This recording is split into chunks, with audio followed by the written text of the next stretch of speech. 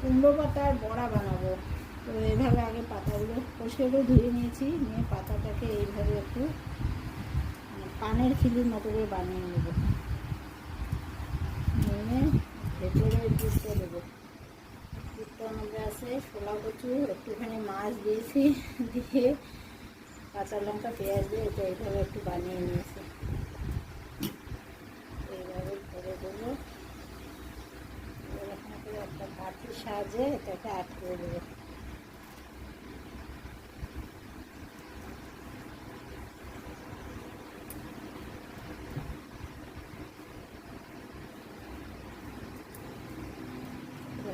পর বানিয়ে নিচ্ছি।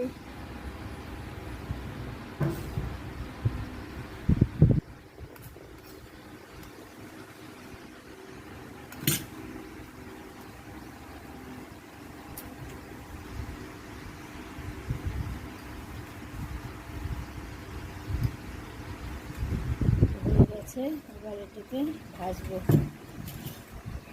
কড়াইয়ে তেল দিয়ে দিলাম, তেলটা গরম হতে থাকে। এবারে ব্যাটাটার মধ্যে মেখে নিয়ে ওগুলো ভেজে নেব।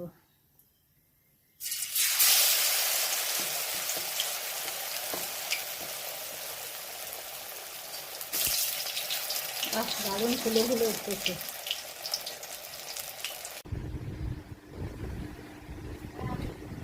শাকে কাসুন্দ নেই তো বন্ধুরা, এই যে বড়াগুলো দেখিয়ে দিচ্ছি। কুমড়ো পাতার বড়া, যা গরম পড়েছে খাওয়া দাওয়া কিছুই ভালো লাগে না। আজকে রান্নায় আছে এই যে প্রথমে দেখাচ্ছি এই বড়া, তারপর আছে মিশানো শাক, বাড়ির শাক এটা, শশা, আর এই যে পাতলা করে মাছের ঝোল। এটাকে খাবার দিয়ে দিলাম, ছেলে খেয়ে দেখো কিরকম হয়েছে। বড়া আছে, দারুণ লাগে। বাড়িরে সব মিশানো শাক কিনলাম। বড়া দাও তো, কাঠি গেছে, কাঠি গেছে ভিতরে, কাঠি না দিলে বড়াটা ঠিক মতো আটকানো যায় না। গরমও করছে আজকে দারুণ। আচ্ছা, ঝোলের মধ্যে ওইটা কি ভেন্ডি? এই যে আমি ভেন্ডি ভালোবাসি, তা যার জন্য আমি ভেন্ডি দিতে বলছি সোনামাকে। আর এমনিতে মাছের ঝোলটা আলু টমেটো দিয়ে পাতলা করে ঝোল করছে, আর ভেন্ডি দুটো আমি দিতে বলছি। দেবো এখন?